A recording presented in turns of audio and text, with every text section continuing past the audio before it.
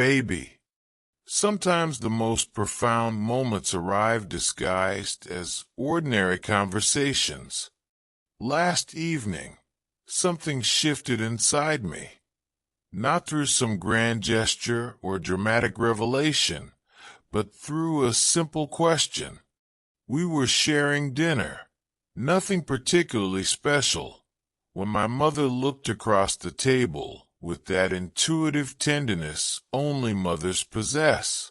Her words came softly, almost casually. "Are you still in love with her?" The question hung in the air like a sacred pause. I felt my entire being freeze, not from uncertainty, but from the overwhelming magnitude of truth that lived within me. The answer wasn't complicated. It was enormous, consuming, undeniable. I found myself looking down, drawing a deep breath before meeting her gaze. "Yes," I heard myself say. "I don't think that feeling will ever fade." The moment those words left my lips, something inside me both shattered and reconstructed itself simultaneously. For the first time in so long, I wasn't hiding. I wasn't diminishing the depth of what I felt. I wasn't performing the role of someone who had moved forward. I was simply, completely honest. And then, as if a dam had burst, everything poured out. I didn't just acknowledge that I loved you. I explained why no one else could ever occupy the same space in my soul. I told her how you witnessed parts of me that I hadn't even discovered yet. How you created sanctuary for my healing before I understood I was wounded. How you touched territories within me that remained sacred, untouchable by anyone else, even her. When she asked the inevitable question, "Then why aren't you together?" something inside me crumbled completely. Because how do you explain the inexplicable? How do you articulate that fear and pride became louder voices than love? That I believed time was infinite? That I thought I needed to perfect myself before deserving someone like you? Now I sit with nothing but echoes, voice messages saved like relics, and the phantom sensation of touches I can never recreate. I shared everything with her. The way your smile would emerge when nervousness took hold. How your silence communicated volumes that words never could. How hearing your name still constricts my chest, like returning to a homeland from which I've been exiled. She listened with the kind of quiet knowing that suggested she had always understood, had always recognized that no one would ever come close to what we shared. I need to ask you something that's been weighing on me. Did your mother ever inquire about me? Did she witness you attempting to smile while your heart fractured because of what happened between us? Because mine did. And perhaps that's why her question struck so deeply. When I told her no one compared to you, I wasn't merely referring to your beauty, your laughter, or your physical presence. I was speaking about the way you loved me, how you saw beyond every mask, every defense I constructed.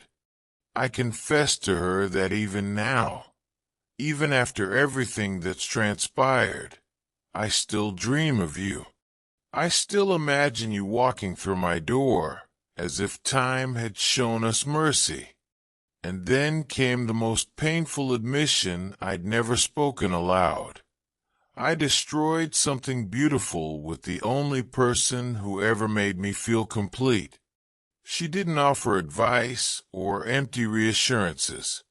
She simply placed her hand over mine and whispered, "Then find her before it becomes truly too late. If you've ever experienced someone asking about the person your soul still yearns for, share that below.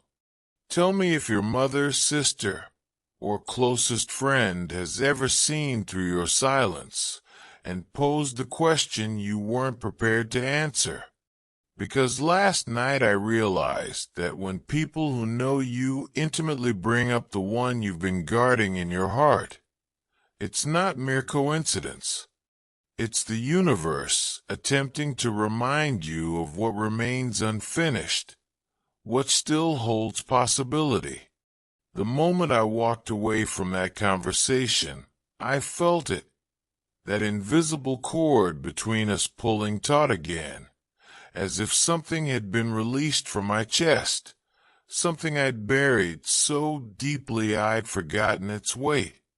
I sat in my car in the driveway for 20 minutes, replaying every word, wondering what your reaction would have been if you'd witnessed it. Would you have wept? Would you have smiled through tears, knowing I never stopped loving you even when I stopped showing it? That evening, I didn't just tell my mother about us. I declared to the universe, I'm finished pretending. I'm done concealing the truth that keeps me awake. I'm done watching old recordings of you and whispering, what if, while the world assumes I've moved on? I haven't moved on. I don't believe I truly ever will. You weren't simply a chapter in my story. You were the entire narrative, the whole magnificent, complex, beautiful book. There's a part of me that wonders if your heart sensed it when I spoke your name. If somewhere, wherever you were in that moment, you felt an inexplicable warmth or ache in your chest, because my soul called to yours again, openly, fearlessly, with no pride remaining to shield me. I need you to understand that when I described who you are to me, I didn't call you merely a former lover. I called you the one I had prayed for, the one I sabotaged, the one who knew me in ways I didn't know myself. I told her you were the only woman I ever looked at and glimpsed my future within, that even separated as we are, I still sense your presence. I still converse with you mentally when something amusing occurs. I still wish I could send you songs that express what my ego never could. And I still envision your hand in mine on a Sunday morning, sunlight streaming through windows, no chaos, just us, finally healed, finally home. People claim time heals all wounds. But the truth is time simply teaches you to conceal them more skillfully. But that night I stopped hiding. I allowed myself to break in front of the one woman who had witnessed every version of me. When she saw my pain, she didn't attempt to fix it. She looked at me with that singular maternal understanding and said, if she truly was the one, she probably still feels it too. I hope that's true. I hope wherever you are, you're experiencing this same pull, the same whisper insisting, this isn't finished. This was never finished. Because I'm not merely remembering you anymore. I'm finally prepared to fight for you, to speak your name without fear. To tell the entire world that regardless of who comes and goes, no one will ever be you. No one will ever match your frequency, your grace, your fire, your tenderness, your essence. I refuse to spend the remainder of my life pretending someone else could fill your space. Do you know how many times I've stood in crowded rooms, yet felt utterly alone? It's because my soul has already chosen you. Every time I've tried to deny it, the universe has humbled me. Every attempt at dating someone new revealed fragments of you in them. Your voice, your laugh, your way of tilting your head when deeply contemplating something. But it was never truly you. I don't want fragments anymore. I want all of you. The raw, unfiltered spiritual storm that you are. The soul that recognized mine before this lifetime began. I'm finished being afraid of that truth. I told my mother that if God granted me one more opportunity to get it right with you, I wouldn't waste a single moment. She looked directly into my eyes and said, "Then don't wait for someday. Love doesn't wait. It remembers." If you've ever had to admit to someone that you love the person you let slip away, let me know below. If you've ever looked your mother in the eyes and spoken their name like a prayer, like surrender, share that experience. Because sometimes we need to voice it aloud to realize it never truly left us. The love, the longing, the connection. It's still here, still breathing, still waiting. After opening my heart to my mother, I drove through the city in complete silence. No music, no phone calls. I simply allowed the echo of your name to fill every space. I remembered how your name used to sound when spoken with laughter, with desire, with love. I recalled the first time I whispered it like something sacred, like the only word capable of bringing me peace. As I drove, I witnessed flashes of you everywhere, a woman with your posture, a billboard featuring a city you once dreamed of calling home, the color of your favorite sweater on a passing stranger. That's when realization struck. This isn't nostalgia. This isn't mere reminiscence. This is your energy still haunting my present, still manifesting in my reality, because my heart never truly closed that door. I want you to know something else I shared with her. It wasn't just a romance. It was who I became when I was with her. You didn't just make me feel loved. You made me feel alive. You ignited my curiosity about existence again. You inspired me to become a better man, not for you, but because of how you saw me. Your belief in me, your patience, your spiritual depth awakened something no one else had ever touched. I didn't lose a girlfriend. I lost my mirror. I lost my sanctuary. I lost the only person I could cry in front of without feeling weak. Now that I've spoken it all aloud, I can't return to pretending this love was temporary.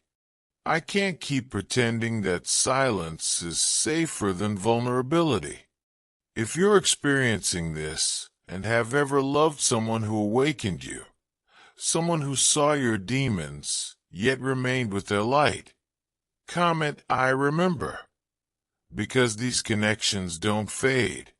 They settle into your bones. They remain in your breath. They whisper in your sleep.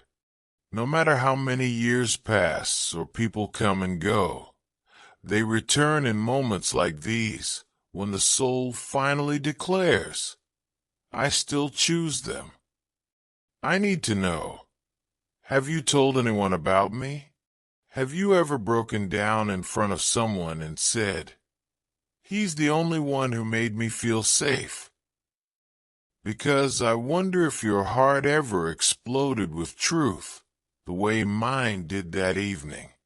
You deserve to be loved openly. You deserve to be claimed without hesitation, shame, or fear. And I want to be the man who does that, who doesn't just think of you in darkness, but declares in daylight that you are the one. I told her that regardless of who else I encounter, they're not you. They don't make my soul pay attention the way you did. They don't quiet the noise in my mind like you could with just your presence. I don't want love that looks perfect on paper. I want love that feels like home. And that's you. It has always been you. Thank you for allowing me to share this truth. If this message ever reaches you, I need you to understand what that moment meant. The moment I let your name fall from my lips in front of my family. It wasn't casual conversation. It was resurrection. A resurrection of everything I buried from fear, from ego, from that misguided notion that vulnerability equals weakness. When I spoke your name, it wasn't just you that came alive again.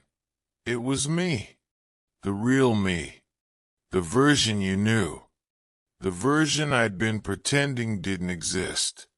Some truths are too sacred to remain silent. Some love's too profound to hide. You were never just someone I used to date. You were and remain the one. And now the world knows it too.